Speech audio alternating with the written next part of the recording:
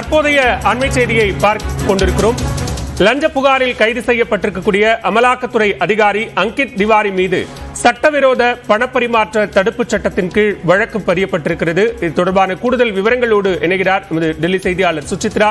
சுசித்ரா, தற்போது அங்கித் திவாரியின் மீது அமலாக்கத்துறையினுடைய சிறப்பு குழுவும் கூட விசாரணையை தொடங்கியிருக்கிறார்கள். PMLA ஆக்டின் கீழ் அவர் மீது வழக்கு பதியப்பட்டிருக்கு. விவரங்கள் என்ன, பதிவு செய்யலாம்?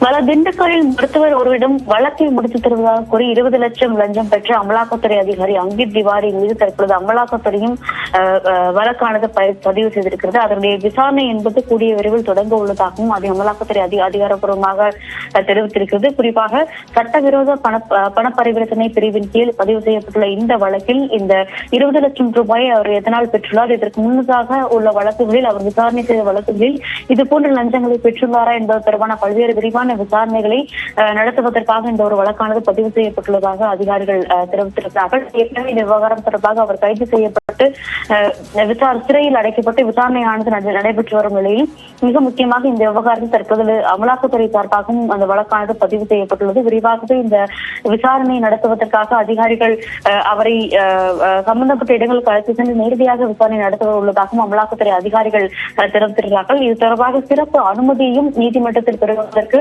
அமலாக்கத்துறை முயற்சித்து வருகிறது என்ற ஒரு தகவலையும் தற்போது முதற்கட்டமாக அமலாக்கத்துறை அதிகாரிகள் தெரிவித்திருக்கிறார்கள். லஞ்ச ஒழிப்பு வேண்டிய விசாரணை ஒருபுறம் இருந்தாலும் அமலாக்கத்துறை அதிகாரி என்பதால் தங்களுடைய விசாரணை தனியாக நடைபெறும் என்ற ஒரு விளக்கத்தை தற்போது அமலாக்கத்துறையானது அதிகாரப்பூர்வமாக அறிவித்துள்ளது. நன்றி சுசித்ரா, விரிவான விவரங்களுக்கு.